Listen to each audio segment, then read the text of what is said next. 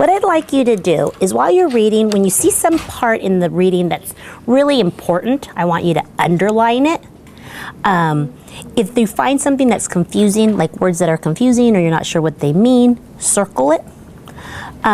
If you come up with some questions, you have questions that hey, I don't understand, or what does this mean, or why is this character doing this, and you have a question about it, go ahead and put a question mark and then write the question on the side you're able to write on the text I'm going to give you, and then an exclamation mark for anything that really gets your attention, something that maybe that grabs you, you know what I'm saying?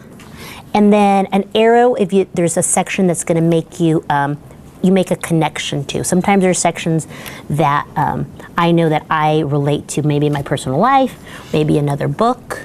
So this is just for you to look at. You don't have to do all of them. But what I'd like you to do is, I'm going to give you the text first, and you're just going to read it to yourself.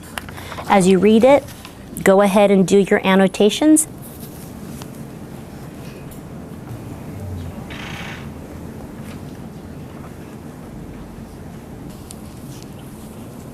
Okay, I can tell that most of you are done. I think you're all done. I want you to think of the character of Salvador. And I want you to go back into the text and tell me what are the strengths, some strengths that Salvador has, and what are some of his needs that Salvador has.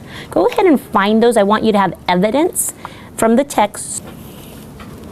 What are some of Salvador's strengths? Who wants to kind of share and tell me why it's the evidence you found and why you interpret it like that? Tell me, go ahead. I think one of his strengths are that he helps his mom a lot. And how do you know that? Because it says he helps his mama who is busy with the business of the baby. So saying that he helps her because he has a little brother.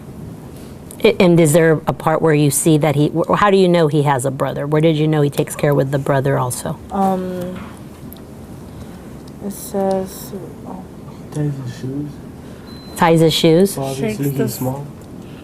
Okay. And then it says shakes the sleepy brothers awake.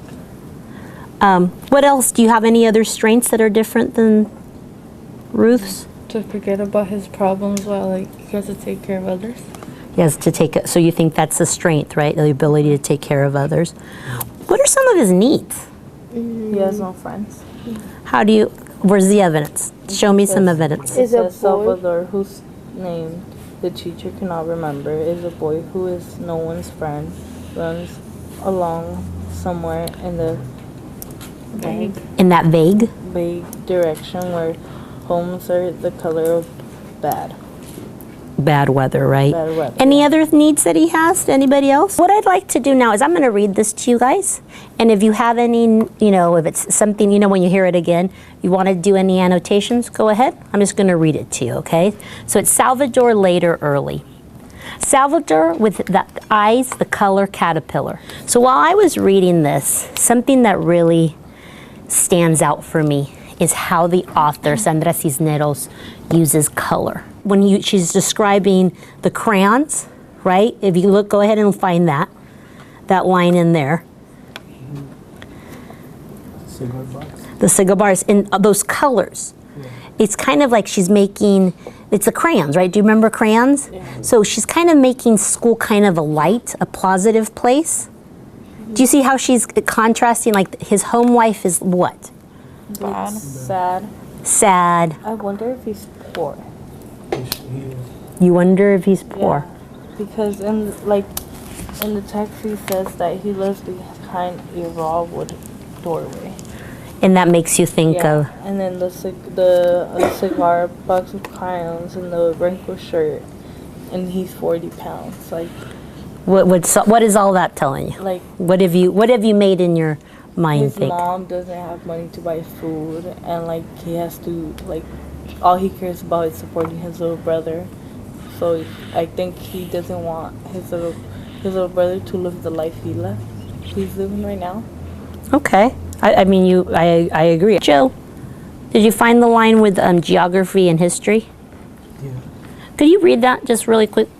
Not the whole, just like that where Kind of the beginning of that sentence. Inside the 40-pound body of a boy who it's geography of scars, it's history of hurt, limbs stuck with feathers and rags.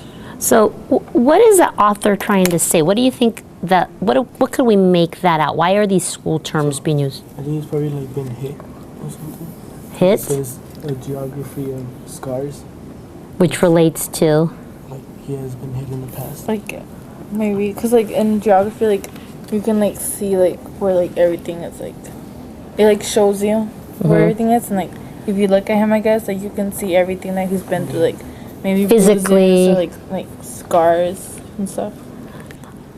If you look at this reading and it starts, I think this line, it's Salvador with the eyes the color of a caterpillar. So how do they begin the story? What do they make him seem like? They make him seem like an unwanted kid.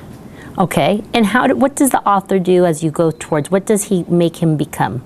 A good person. Yeah, like a good, kind person that, like, he doesn't have, he's bad in economy and he treats his family well and... I'm going to take you back to science. So what does a caterpillar become? A butterfly. So does he do that?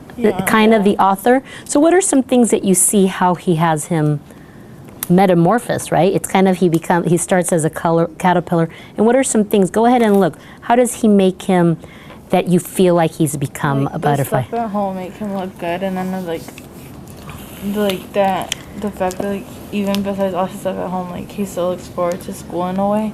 Like, that just makes him even better. Right.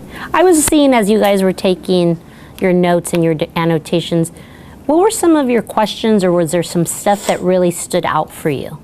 Because I saw you're going to be using this, because I'm going to have you do a writing piece that we'll use this for, that we'll use as a kind of a reflection on this piece. We're going to be doing different Sandra Cisneros writings because I love them. I love her stories. I think she has, doesn't say too much, but enough that it's pretty powerful. So what are some things that you wrote down? What are some things that, or you maybe circled or you don't understand? Go ahead, Joe. I said that, like I've seen many times, like Mexicans or like my race do this, which is like take care of the babies or of their younger brothers when they're not like already, they're still, you know, small enough to not be able to take care of themselves, but they're making them still take care of somebody even smaller, who it's harder for them, but it helps them grow when they grow up, so they are like, independent and they don't have to like be living off of somebody, so they learn. What's the line that really stood out for you when you were reading? Shakes the sleepy brothers awake, ties their shoes, combs their hair with water, feeds them milk and corn flakes from a tin cup in the dim dark of the morning. That really... He wakes up just to do everything for them, literally. Literally. Like, he takes the role of the parents. Yeah. I see But that a lot. like when I read that, I wondered like where's his mom and where's his dad? It Like says it right there. Helps his mama, who is busy with the business of the baby, which is like probably she's like taking care of another baby that just came into the family.